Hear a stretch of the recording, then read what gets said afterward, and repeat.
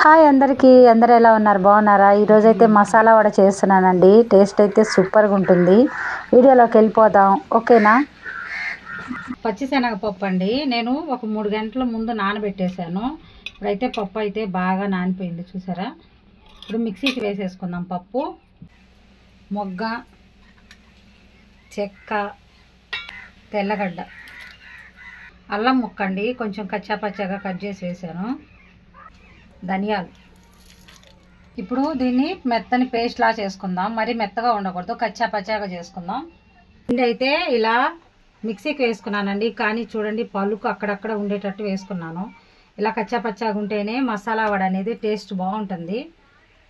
ఉల్లిపాయల్ని సన్నగా కట్ చేసుకున్నాను. ఉల్లిపాయలు ఎన్ని వేస్తే టేస్ట్ అంత బాగుంటుంది, అందుకే నేను ఉల్లిపాయలు అయితే మరిగిన్ని తీసుకున్నాను. ఇప్పుడు ఉల్లిపాయలు వేసేద్దాం.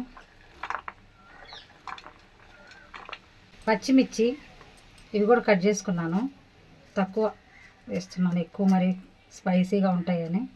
కరివేపాకు సన్నగా కట్ చేసుకొని వేసుకుంటున్నా. సాల్ట్ మన టేస్ట్కి సరిపోయినంత. చిటికెడు వంట సోడా అండి, ఎక్కువ వేయట్లేదు, కొంచెం. ఇవన్నీ కలిపేసుకుందాం. ఇలా కలిపేసుకుందాం. స్టవ్ పైన కడాయి పెట్టాం కదా, ఆయిల్ వేసుకుందాం డీప్ ఫ్రైకి. ఆయిల్ అయితే బాగా హీట్ ఎక్కింది. ఇప్పుడు వడలు వేసేద్దాం. కొంచెం చేతికి నీళ్ళు అప్లై చేసుకొని పిండి తీసుకుందాం. ఇలా తీసుకొని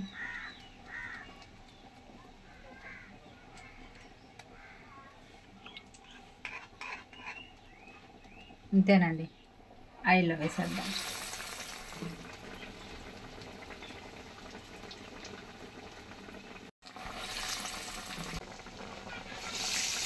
అన్నీ ఇలానే వేసేసుకోవాలి. అన్నీ ఇలా వేసేసుకోవాలి. ఇవి బాగా వేగిపోయేదాకా ఉంచేద్దాం. అయితే వడలని సైడ్ తిప్పేద్దాం.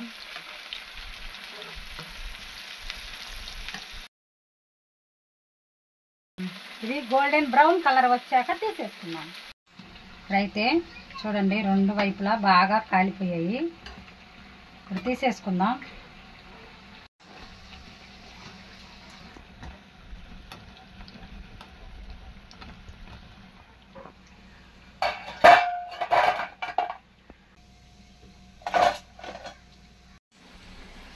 అంతేనండి, వేడి వేడిగా మసాలా వడ అయితే రెడీ అయిపోయింది.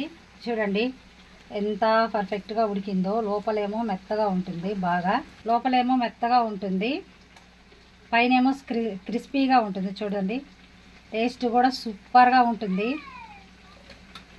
తప్పకుండా మీరు కూడా ట్రై చేయండి. ఓకే అండి, మా వీడియోస్ కనుక నచ్చినట్లయితే లైక్ చేయండి, షేర్ చేయండి, సబ్స్క్రైబ్ చేసుకోండి.